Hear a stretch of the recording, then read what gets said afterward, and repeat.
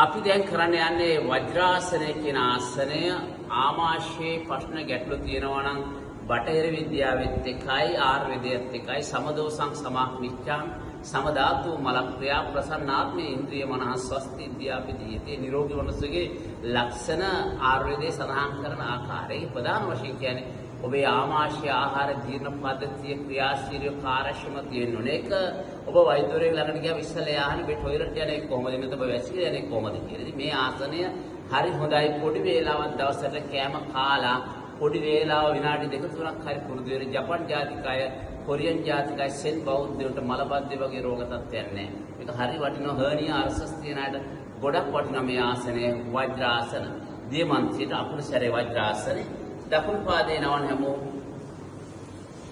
වම් පාදේ නවන පාද පතුල් මත වාඩි වෙලා හොඳට ඍජු කරා. බලන්න පාද පතුල් මත වාඩි හොඳට ඍජු කරලා අත් දෙක මෙච්චින් මේ මුද්‍රාවට තියාගන්න. ඉස්සරහා බලාගෙන ඇස් පියාගන්න. මනසේ අවධානය නාභි චක්‍රයේ සෝලර් ප්ලෙක්සස් වලට යොමු කරා. යොක නාභි චක්‍ර කාය ව්‍යුහ ඥාන. නාභි චක්‍රය ගැන අවධානය යොමු කරාම ශරීරය පිළිබඳ දැනගන්න පුළුවන්. ඇස් පියාගෙන හොඳට හුස්ම අරගන්න. නාස්පුඩු තුලින් නාභිය ඒ කියන්නේ බුරේ ඉදිරියට එන ආකාරය ආය පිට කරන්න. ඔබ නාභි චක්‍රයේ කහ පාට ආලෝකයක් මවාගෙන මම මේ කියන බීජ මන්ත්‍රය කියන්නේ රම්. එතකොට ඔබ දකින ආලෝකයේ දීප්තිමත් කහ පාට ආලෝකයක් නාභිය තුල බැබලෙනවා.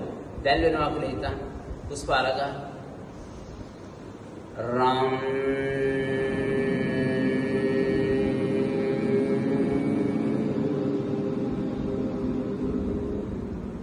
ram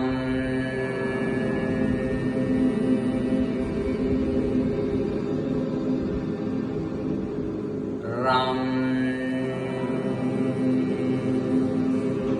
දිගට කරන්න.